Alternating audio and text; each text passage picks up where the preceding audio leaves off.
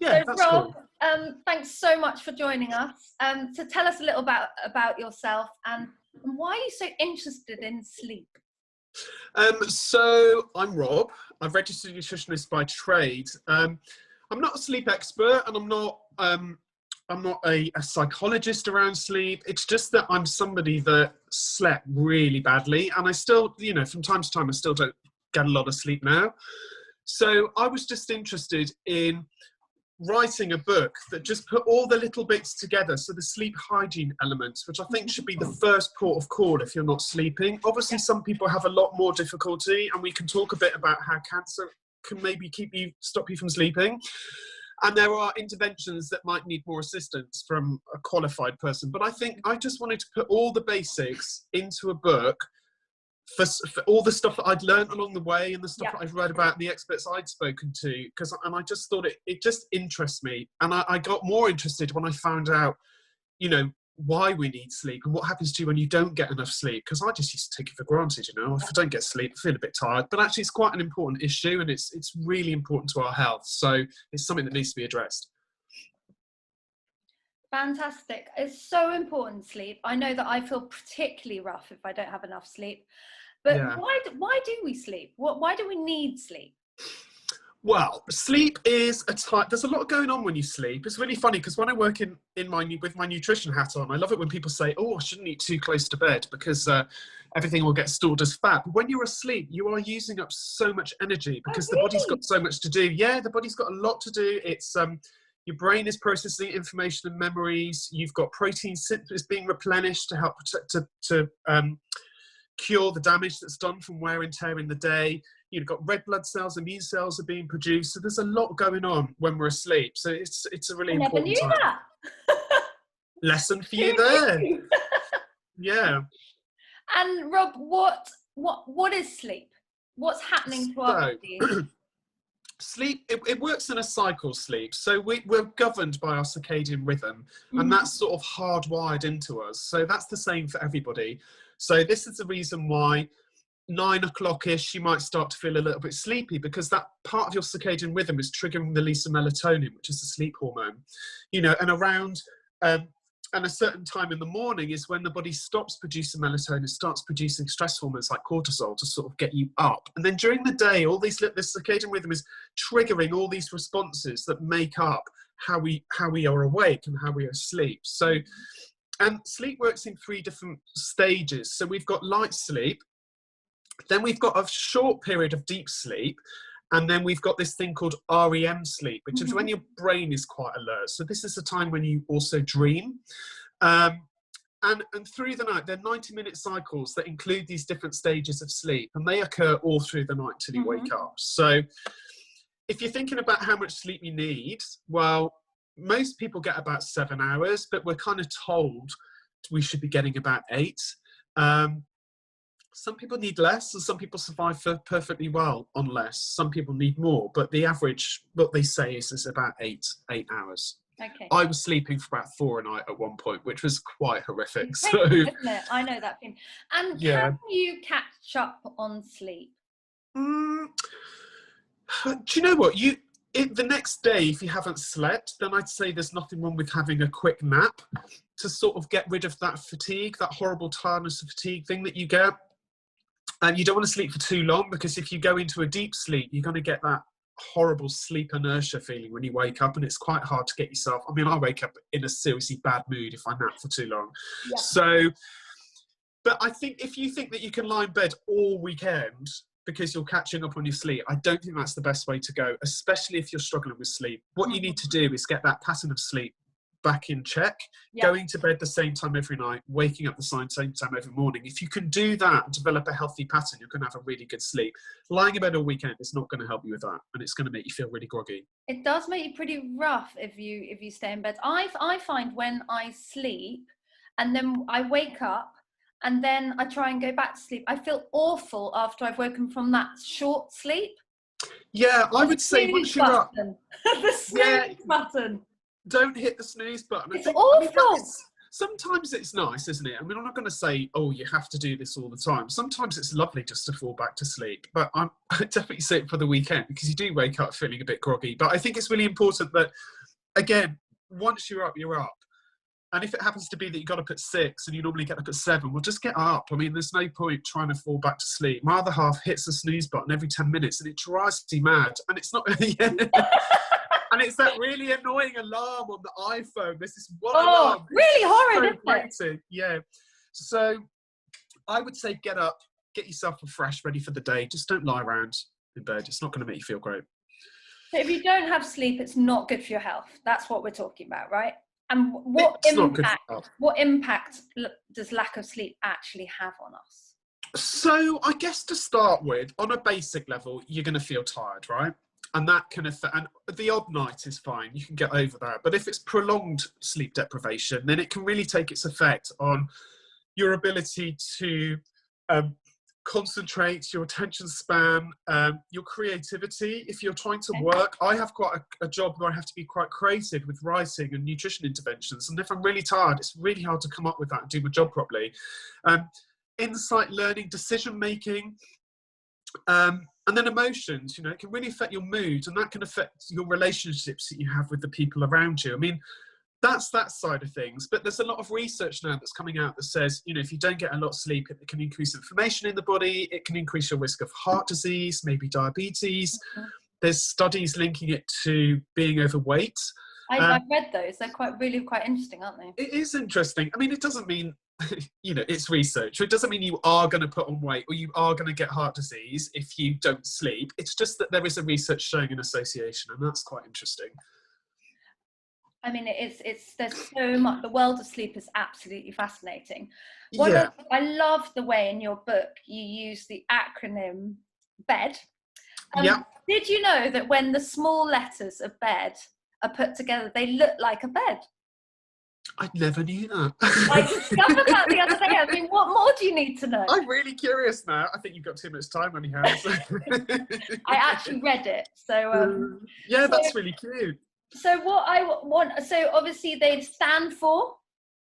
Behaviour, environment and diet. And these, I think, are I just tried to categorise sleep hygiene into 3 different things that you could focus on. And my whole thing is about creating a sleep ritual. Mm-hmm. So find out what works for you, because the thing is, a lot of us say we can't sleep, but a lot of us do absolutely nothing about it. And it's quite hard to get motivated because you have to do this stuff at night, right? Yeah. And you're tired and you just can't be bothered. So chuck it on the floor. Chuck everything on the floor and just go into bed, right? That's what I used to do. And we can come to that later. But yeah, I think it's really important to form your own sleep ritual that's personal to you. And we can talk a bit about this because that also relates to things like if you're spending a lot of time in hospital, if you're sick, you can take some words.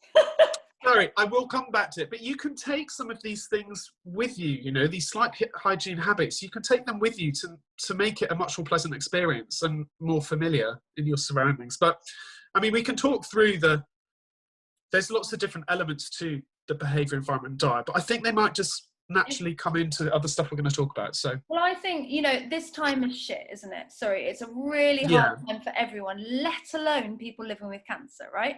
Absolutely. So they have to put up with being diagnosed as a young adult. They have to put up with shielding. Most of you guys have put up with shielding and the fear and anxiety, being isolated from friends, fear of recurrence, and then also the side effects of cancer and chronic fatigue and all those things it's a huge package of. So, I mean, I know my anxiety has been really high in this time, but people diagnosed with cancer. So let's start at the beginning. You've just been diagnosed with cancer. Your whole world has turned upside down. The effect it's going to have on your sleep because of the anxiety, right? It's going to be huge. Yeah. So what can you do with this anxiety that's just absolutely churning?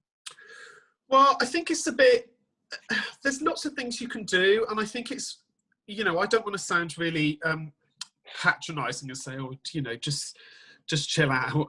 But, you know, there are lots of methods that you can try and use. So, and I think you need to get the support of your family and friends around you to also help you with this, to help ease your anxiety. There's ways, you know, getting together with family and friends, talking things through. There may be things, you know, that they can do to help you. Some sort of counselling can help you get your head around what's going on. I think there are lots of techniques that can help you to relax. So think about breathing techniques. Think about meditation, aromatherapy, even just reading a book, anything just to try, whatever it is for you that helps float your boat, just tries to chill you out. And this may be something you want to do a little after the initial shock and when you're not quite so highly anxious. And these things are, you can follow these techniques that you learn around anxiety. You can follow them with you to help you to sleep. I mean, if you get up through the night and you find that breathing helps, and there's some, you know, muscle exercises you can do in bed to sort of relax your body and your mind. You can carry those through. You can do them any time of day, actually. The other thing is just, you know, I know we're in lockdown, a lot of people are shielding, but if it's at all possible, maybe when it's quiet outside and you've got a park close or something, try and get out as well, because it can make you really anxious just being stuck indoors. So yeah, and that, you know, not getting out as well, that can lead to maybe feeling quite depressed and low in mood. So I think it's really important that, you know, you get out, or you at least try and open all the windows in your house, get a load of fresh air in, and just try and take a few deep breaths and just see if that can help settle your mind a little bit. And what about you wake in the middle of the night? You've got all these thoughts racing around your head. What can you do with those? Yeah, it's a tricky one. So I make sure before I go to bed that I write down a to-do list for the next day, and I also just write down anything that's sort of driving me mad that I need to deal with. So I think it's really good to download your thoughts before you go to bed, and if you get up at night, you can do the same thing. Sometimes there's nothing you can do. You're lying there, you don't want to write things down. I would definitely recommend that you get up. Find a quiet space, you know, apply some of these techniques that you might have learned, sleep hygiene techniques, ways that help you to relax. Maybe think about, you know, herbal teas that have got things like valerian and lemon balm, lavender, those kind of things, just to help you relax. And I always say don't switch on the TV because of the blue light, but you know what, if that's what you need to do, is put a box set on to help you relax, then do it. But try and keep the screen dimmed so it's not so bright. You know, do whatever you can, but don't lie in bed, because actually one of the other treatments for insomnia that people use is around stimulus control. And we start to associate bed with not sleeping and become quite a mental thing, a mental block.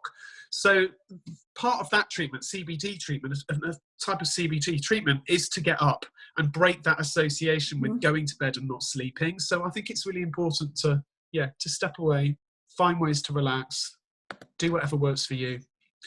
You know, it might be that you wake up in pain as well. So, you know, that's another thing that you might need to address. And it's finding the ways that work for you. I think that's so important, because so many people think that you should be doing the same thing, and we're all individual, right? So I don't know about you, but I know that some of the things, for instance, having a valerian tea keeps me wide awake. It's really really? That's interesting. So the nighttime sleepy teas cause me completely through the roof. It also stinks of socks, like smelly socks, doesn't it, valerian? It's really gross. And you leave it by your bedside. It's not great. Yeah. So, Rob, what about what I can do in my bedroom to calm, like in terms of what the environment? Yeah, I'm really big on this one. Yeah, I'm really big on this one. And actually, this is the one thing I did.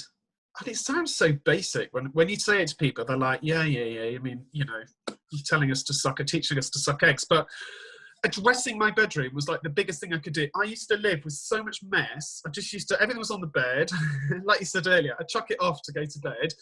Clothes everywhere. You know, it was just a mess. But now I really try and keep it completely spotlessly clean. There's nothing under the bed. I've just got my bedside tables. I know that everything in my wardrobe is clear. I keep the room really cool. To the annoyance of my other half, I keep the window open all year round, even when it's freezing cold. I love it, just snuggling up. It's really important that your room is really dark. You might need to change your mattress. Is that an issue? And that's stopping you from sleeping. You know, keep the lights nice and low. I wash my bedding twice a week because I'm just obsessed and I just get the best sleep. I know not everybody wants to do that. You know, they did a research thing on stylists and they asked women how often they wash their sheets. What do you reckon? I don't know. I'm really hoping you're gonna say every week, but it's gonna be like every month or something, isn't it? 6 weeks. 6 weeks. What?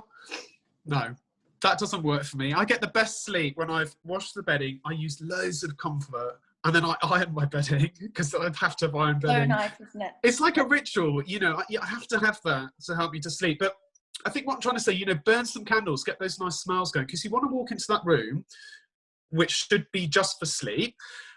Maybe other things if you're lucky. So, but you want to, but you want to walk into that room and feel really like you just want to get into bed. It's cool. It smells lovely. You know, like when you go into a hotel room, you've just got that. Oh, I just want to get into bed. That's what you want to recreate. Not walk in and go, God, there's clothes everywhere. My laundry basket's overflowing. There's a plate with some old food on it that I haven't taken out of my room. You know, just pay some real attention to it. And you matter, right? It's that sense of self-care and soothing and all of that. That's a really good point. It is about self-care because it's about respecting yourself and just feeling like you're doing something good for yourself. I'm just going to go and tidy my room. See you in a bit. Yeah. So this is, I mean, okay, so this person's just been diagnosed. They're about to start treatment. They're going into hospital and they're having to stay overnight. We know that the lights in hospital are not conducive to sleep. No. It's not a restful place. We know that you're prodded and poked at every minute. And so what things can you do to help that environment? I mean, it won't change, will it? You can't ask them to turn the lights off because it's a bit like the plane, isn't it? In some senses, everyone else is reading and you just want to sleep. Yeah. But in hospital, the noise is acute. There's beeping of machines, all of that. Yeah, there really is. So, I mean, I would say try and take something in with you that's familiar to start with, because it's quite scary having to stay the night at hospital. And whatever age you are, I just don't think it's a very nice experience. Yeah. So whether that means to the annoyance or the not pleasure of other people, you know, I might take a sleep spray in and just spray it on my pillow so it just smells, at least it smells nice and it's fresh. You might want to make sure you've got nice cotton pajamas, for example, so you're really comfortable in bed. I also think, you know, eye mask. I have no problem with putting an eye mask on and earplugs. But, you know, each to their own, right? Each to their own. Even if, and earplugs. I mean, I always sleep with just one in, the one that's not on the pillow. You know, these are the kind of things that you can do just to try and block out the light, block out the noise, make your experience much more comfortable. And just not so scary. So yeah, just think about your sleep hygiene rituals that you've been doing. And are there any of those that you can take with you to your hospital bed? So, you know, those techniques to help you relax, breathing techniques that you might have learned, or apps to help you meditate, that kind of stuff. Just take it all with you and don't forget that it's there. A lot of people will go in and not think twice about this stuff, and it sounds really obvious when I'm saying it, but just be mindful of it to make your stay more bearable. And the other thing, the tip that I would also give, having worked in the healthcare system, is to ask the nurses to group your cares together. So, you know, if they need to do something in the middle of the night and then they're going to wait you half an hour later for your observations, tell them maybe you can wait half an hour and group them together, because sleep for me is really important to my mental health at the moment. Yeah, absolutely. The other thing is lots and lots of people diagnosed with cancer are coping with side effects of medications. Yeah. From chemo side effects, steroids. And one of the key ones is lots of women are going through early onset of menopause. Yep. So I'm, you know, divulging my life at the moment, but in saying that I'm going through night sweats, extreme night sweats at the moment. Yeah, and not pleasant. They're really unpleasant. And what can you do to help that, Rob? So, well, there's a couple of things. So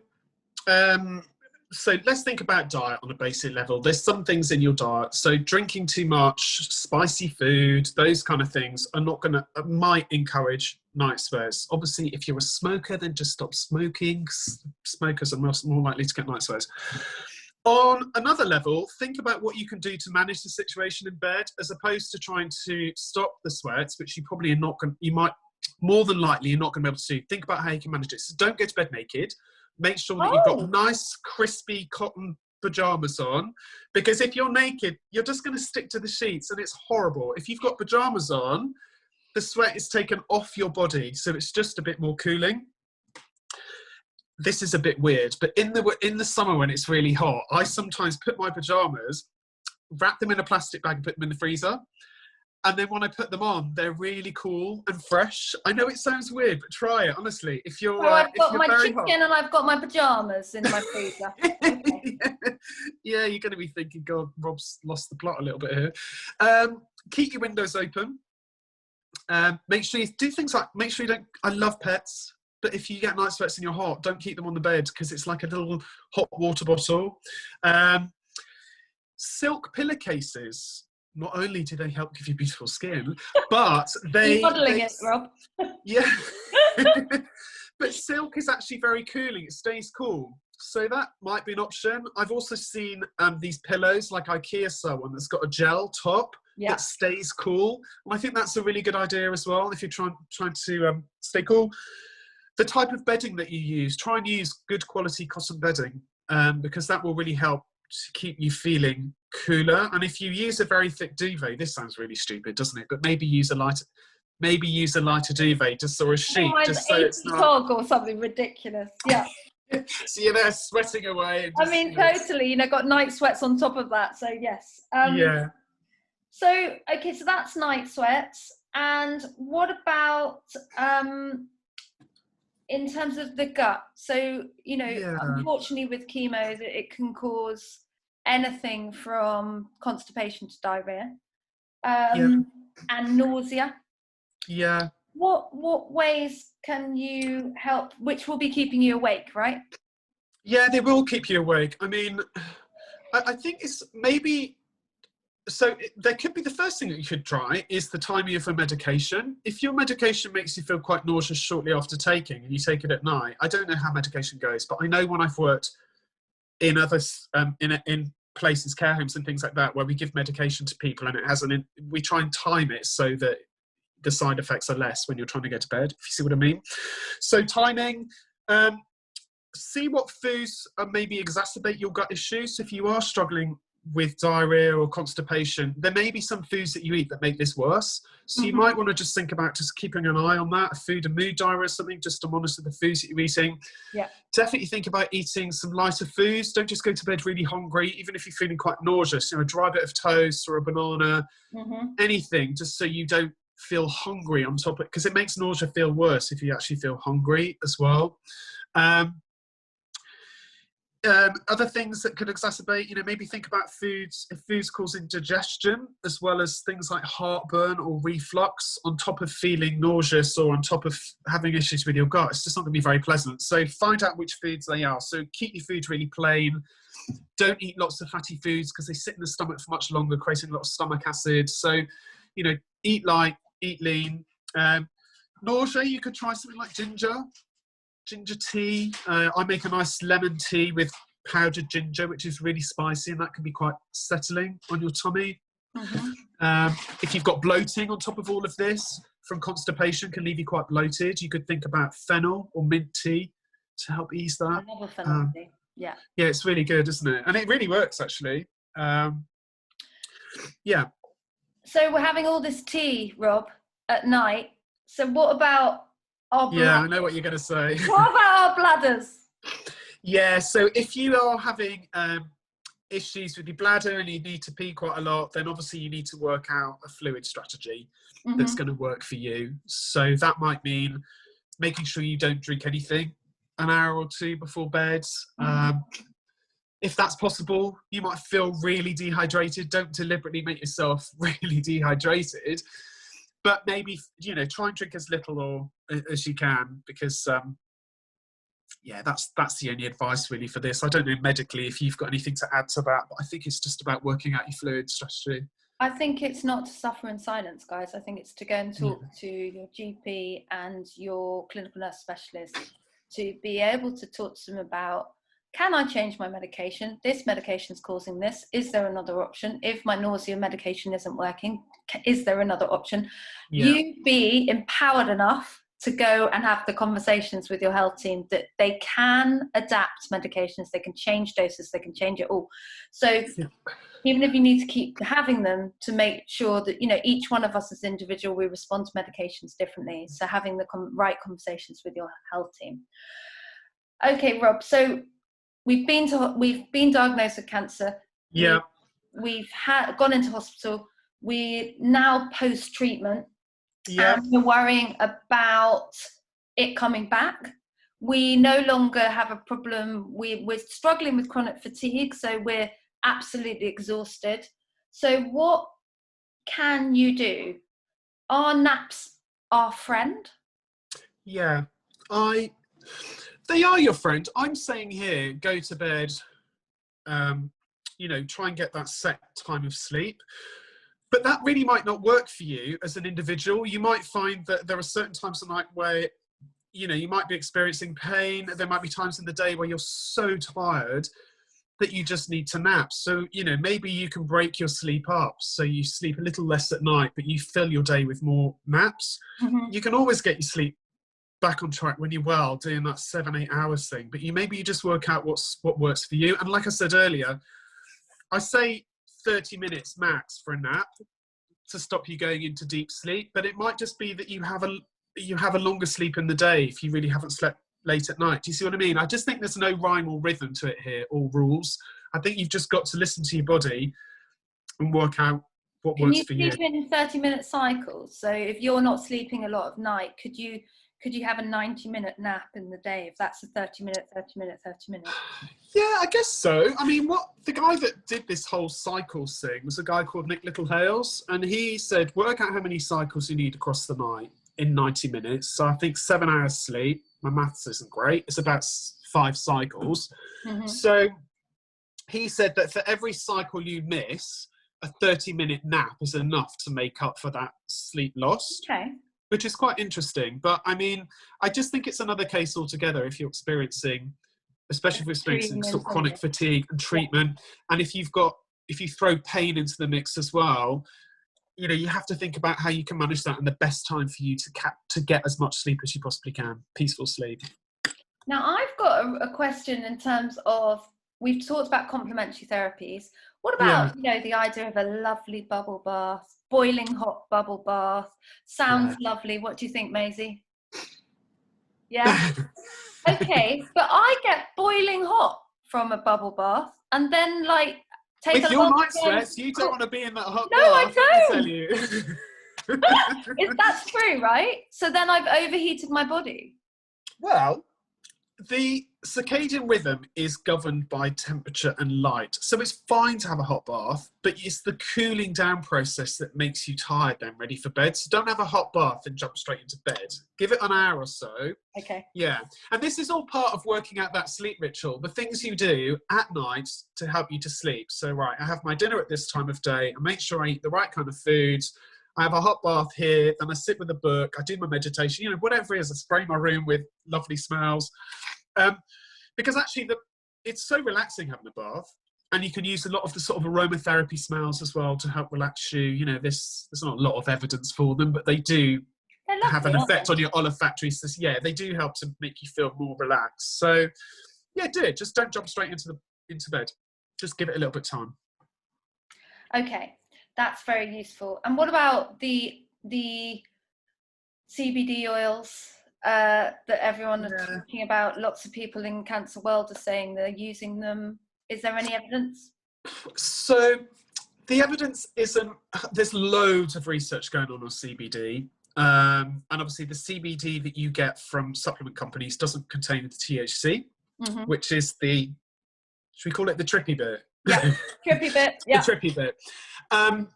So I don't know how effective they are. There is research, a lot of, you know, listening to what people say. A lot of people find a benefit. They find it helps with anxiety, which helps them to sleep better. Some people say it helps them to sleep. I wouldn't say there is strong enough research for me to say that they definitely do that. You know, it's a different story if you've got medicinal cannabis drops, you know, medical style cannabis, or I don't think we can get that here in the UK, but they obviously contain THC, which is a much stronger product, but you won't get that. So there's not much research, but anecdotally we're hearing quite a lot yeah, that people are yeah, and finding it.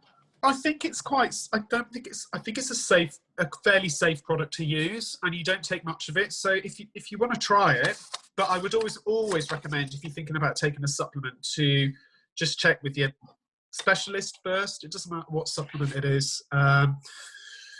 You know, especially if you're sick and your immune system's very low, you might want to think twice about taking any sort of supplements.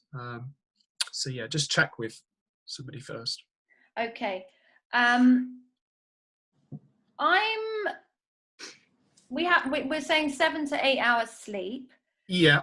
Can that be from 2 till 9? Yeah, if you're an owl, that might be it. So we're owls or larks. It's built into us. It's part of our genetic makeup. No. Not really. I mean, yeah, I mean, I'm definitely a morning person. So I will go to bed really early, like 9 o'clock. Whoa, and I'll be up at, I know, and I'm up at 4 or 5, but that just works for me. And I love it. But obviously this time of night, I'm literally like, whereas a lot of people will go to bed at 1 and wake up at 9, or even go to bed at 2 and wake up at 10. I think this is really interesting because it's very reflective of work schedules as well. So if you are at work, it might be, and because we all work at home now, most of us, you might be able to set your time schedule a bit better. So if you are a night person, you literally cannot go to sleep until 2 o'clock because you're wide awake. Then maybe think about starting your day a bit later so that you're not forced to have a smaller amount of sleep. Yeah. And then you just stay on and work a little bit later in the evening. Yeah. Yeah, exactly. I mean, it's really funny that, you know, with forcing, it happens a lot with school kids actually, because a lot of them get these circadian disorders where it's very extreme owls. So they're getting the right amount of sleep, but they cannot get up, but they're being forced to get up to go to school. So that's really interesting. Yeah, there's an argument about changing times and stuff of the day to help, and actually it'll make you feel less fatigued across the day. So if you're having to work and you've got suffering with fatigue, just get it all to work for you, your circadian rhythm, when you start your work, when you finish work, all that kind of stuff. I mean, that's really interesting for people with our community, because actually struggling with work plus cancer related fatigue means that working out your circadian rhythm and what works for you in terms of whether you're a night owl or a morning lark, is that right? Yes, that would be right. There are actually a few other definitions thrown in between that people have done, which are quite interesting, like dolphins and bears. What makes you a dolphin? Do you know what? I wish you didn't say that because I can't remember. We'll discuss that another time. I'll find out. Now, I've got a really, I think a quick fire round might be quite interesting, Rob, and then I'm going to ask you a few things about diet and etc. Okay. Can you sleep too much? Yes. How do you know when you have slept enough? Don't feel tired? How do you know that how do you know that you've slept enough? You would feel refreshed. You would be able to, all those things said earlier, your concentration's on point, you've got your attention's on point, you've got insight, learning, you're able to memorize stuff. You just know, you're just on your game, if you know what I mean. You know when you've had enough sleep. You feel fully refreshed. Okay. Is there the best position to sleep? It depends what the issue is. So if you're suffering with sleep apnea, then you're better off sleeping on your side, obviously. If you suffer with heartburn, for example, you're better off sleeping on your left-hand side because that gravity and reflux, sleeping on your left draws it back down. If you're suffering with a bad back, you might have to sleep on your back. It all depends on you and what you're struggling with. Weird sleep. What's the weird, like there's lots of sleep disorders out there, and there's some weird stuff going on if you're having really weird sleep. So I had weird sleep this lockdown. I ended up being diagnosed with a very complicated sleep disorder. How do you know when it's right to go and get help with sleep? It's tricky because you're asleep, so you might not know unless you've got another half next to you. But if you're living on your own, then you wouldn't really know. So I think you listen to the signs. So first of all, if you're waking up exhausted all the time, even though you've had a lot of sleep, but you're still waking up really tired, and like I said, look out for some of those symptoms I said earlier, the tension, the concentration. Then maybe get some help. It could be that you've got a very disruptive sleep. It could be that you are spending a lot of time in one certain stage of the sleep cycle, like lots of REM sleep that's making your brain go crazy. Could be sleepwalking. That's a bit weird. So yeah, just go and get help. But just find the right person to speak to. Go and see somebody that specialises in sleep, maybe opposed to a GP, because they might be better for you, or psychologist that deals with sleep, that kind of thing. I think that's really interesting to move on to the point of sleeping tablets.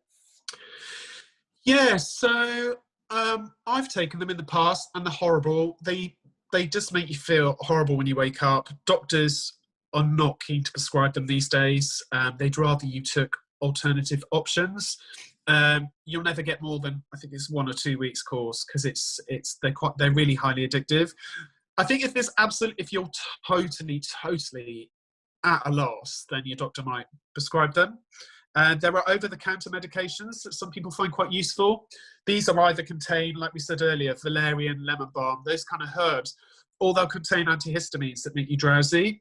You can't rely on antihistamines for very long because your body gets used to them, and I don't think they're the best option. And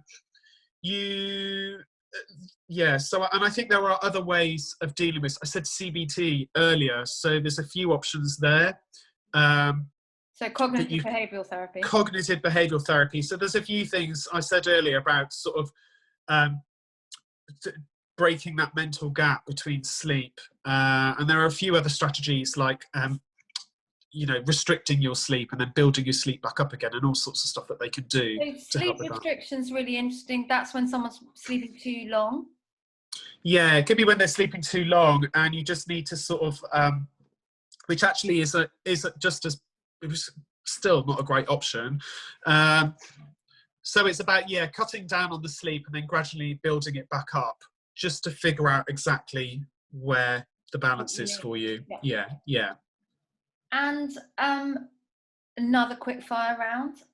What foods can help you when you can't sleep? Interesting. So obviously a balanced diet overall is the best thing to try and to achieve. That way you'll be gleaning some nice nutrients that are involved in making melatonin in the brain, like magnesium, calcium, B6. Tryptophan is an interesting one. So tryptophan is an amino acid found in the body, and that goes into the brain to make serotonin, which is then converted into melatonin, which is a sleep hormone.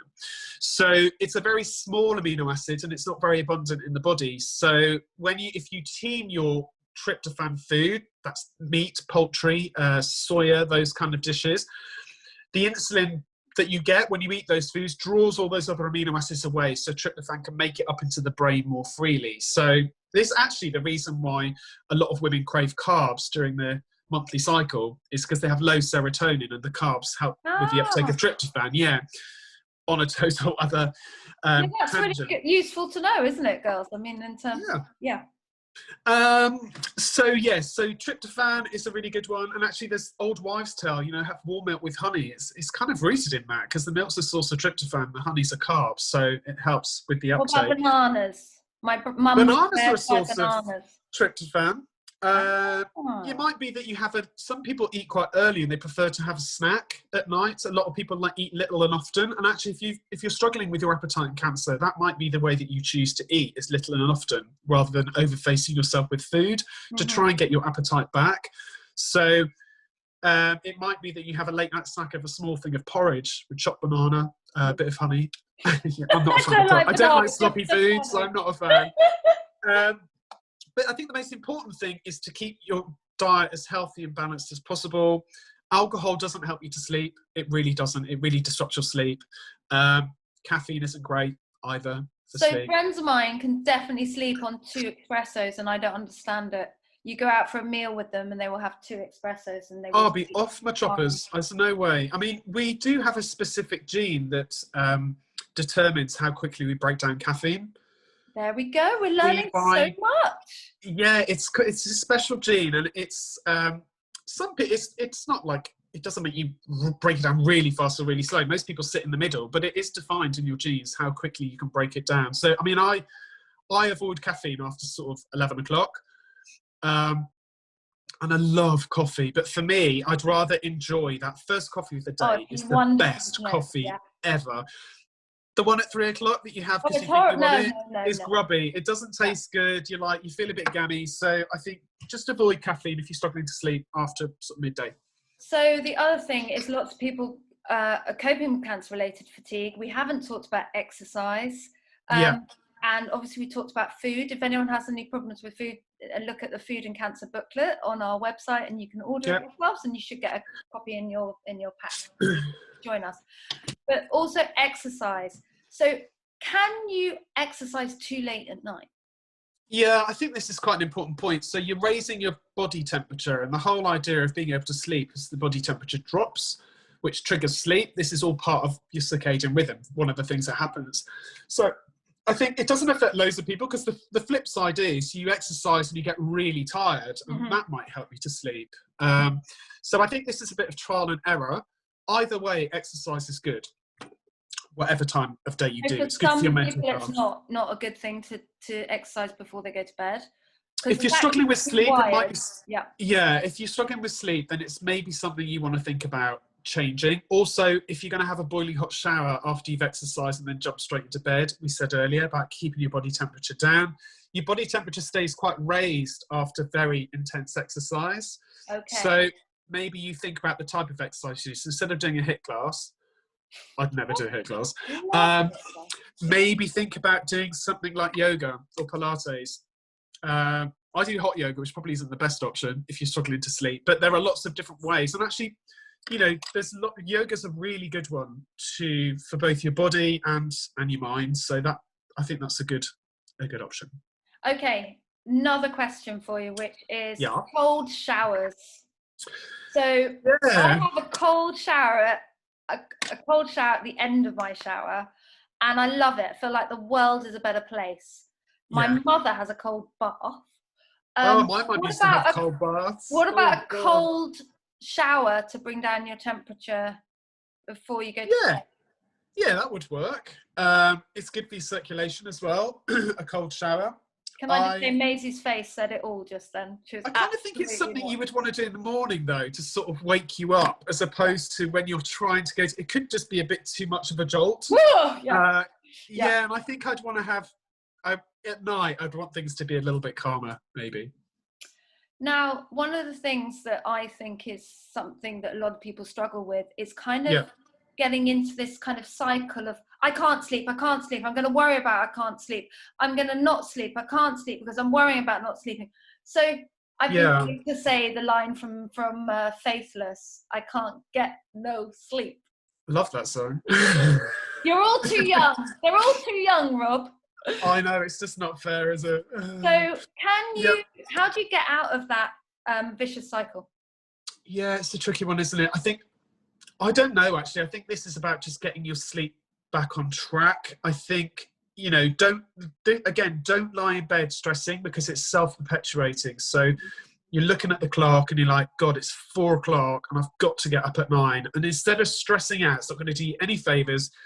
Get out of bed, find a way to relax. And then even if you only get back to bed for a couple of hours, that's better than having lay there for 4 more hours before you get up, with your brain racing. And also things, I don't know about you, but when I'm up at night, things seem so much worse, right? Everything is like the worst thing in the world. But when you get up then, you think about that problem again, you just think, God, this really isn't a big a deal. There's a way that I can fix this. So, again, get your book out, write down the issues that are going on, and get up, try and find a way to relax, and then get yourself back to bed for a couple of hours. Should you turn on your bright light? Should you start reading? Try and keep the lights really low. So blue light prevents the release of melatonin. And to be honest with you, the melatonin thing is only really an issue at the start to get you to sleep. Melatonin doesn't really keep you asleep across the night. I think it's more of a trigger for sleep. But I just think just keep everything really low and calm, and just think of a baby's room, right? It's all everybody nests their babies, don't they? They put them to bed at the same time every day. They've got a lovely sleep ritual. They give them a warm bath. They feed them. They swaddle them. It's like we kind of forget how to do all of this as we get older, but we're trained to do it as kids. That's really interesting, isn't it? We kind of forget all those self-care things that we give to other people when we're little. Totally. I've got a gravity blanket, actually. Never heard of those? Yes, apparently that's really good for anxiety. Yeah, it's a bit weird because it's quite heavy, actually. So you put it on. It's a weighted blanket, guys. A weighted blanket, and it does kind of relax you a bit. I tried to sleep in it once, but I got so claustrophobic because I couldn't actually move with it on. Yeah, so, but they're quite a nice option just before you go to bed. If you wake up at night, just to put it on yourself, it's really nice. I found it quite useful. Lots of my friends' children who have severe anxiety, which I can't bear, I'm saying, you know, children with anxiety, they all use weighted blankets and they all sleep with them, and it's really, really helped them. So it's the idea of being contained, isn't it? It's the idea of it is, and it's like having a hug, and there is research to suggest that it does help to produce serotonin and those sort of nice feel-good, relaxing hormones. So might be an option. They're quite expensive, but I think there's lots of varieties out there to buy and try. So it's all about behaviour. Environment. And diet. So it's thinking about all of those. So thinking about what you can change, guys. Yeah. Who you need to talk to if you need help with this. What you can do to change stuff, and what someone can do for you. And also, I think the other thing is recognizing that you matter, and that you need to look after yourselves and work out what works for you. I think one of the things we say is, time and time again, is there's one size does not fit all. And I think it's working out what you need to be able to sleep well, right? Yeah. And oh, look, my light just went off. And also, don't, ask for help. Don't suffer in silence. If there's something, there's always something that somebody might be able to help you with. Even if it's a foot rub to help you relax from somebody in your family or whatever it is, there's get everybody involved to help. And the other thing we do, obviously, anything in terms of herbal things, you need to talk to your cancer teams about that, just to make sure it doesn't interact. Yeah, absolutely. Talk to the pharmacy about whether it interacts with any of the medications that you're on. Melatonin is something you could talk to your team about, because how does that work, Rob? Yeah, melatonin is quite interesting, and you can get it prescribed, and it sort of helps you to get to sleep. I've tried it in the past, and it's been quite good. Don't be tempted to buy these melatonin gummies that you can get from the States, because I'm not entirely sure what's in them, and I just think you're better off, if you're really struggling, go see your GP, talk them through, and it's about getting to sleep. I'm not sure how well it keeps you asleep, but it definitely might help you to nod off. I think one of the biggest issues for people, for me especially, is staying asleep. I can go to bed at 9, wake up at 11, and then it's game over. So but these, if you struggle getting to sleep, then they might be quite useful. Thank you very much, Rob. Is there any questions? Are there any questions from anyone? Would anyone like to ask one, or you can put it in the chat? Is there anything we haven't covered that you're surprised that we haven't covered? Silence. Is there a thumbs up that you feel this has been helpful? I'd be interested to know, I'm going to put some questions up. How have you slept in the last week? Sorry, Rob, can you see me still? Yeah, no, it's okay. I've got it. If all of you... Okay. Got two on. Oh. Are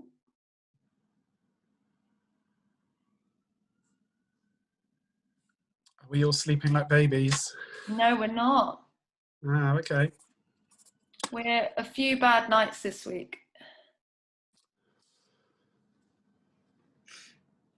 That's 88%, and 13% of I've had one bad night's sleep a week. Has everyone answered?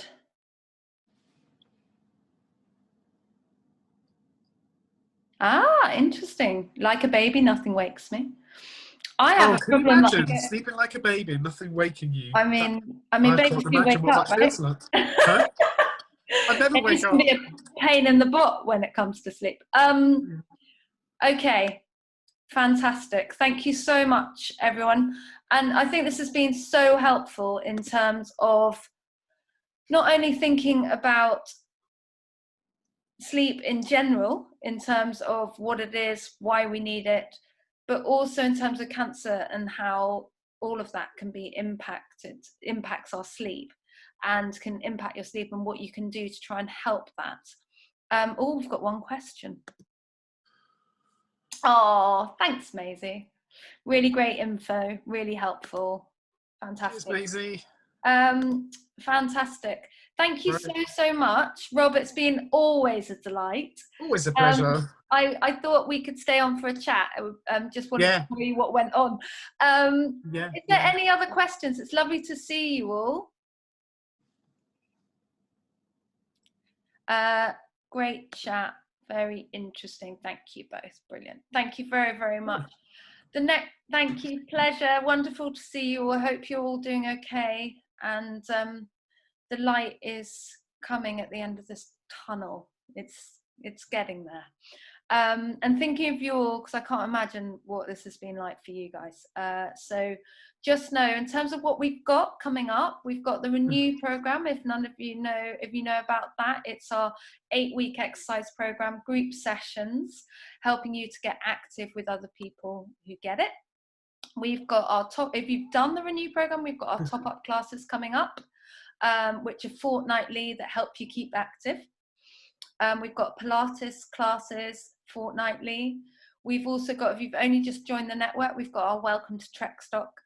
If you've got loved ones who you feel that would like to understand how to support you better, we've got our What I Wish I'd Known for loved ones. And we've also got, what else have we got? We've got lots of resources on our website that are covering topics from mental health support to sex and relationships to fertility, to LGBTQ, to why exercise is important, how you overcome barriers. And we also have our Headspace app, which is available for you when you subscribe to Trekstock. And if you want it again and it's run out, please get in touch with Brani at trekstock.com. That's really lovely. Thank you very much for this comment. It says, Robert says, so nice to get a glimpse of the cancer aspect into the sleep matters. Great. Someone says, been using Headspace every night. It's been a great help. So that's the meditation. Fantastic. Brilliant.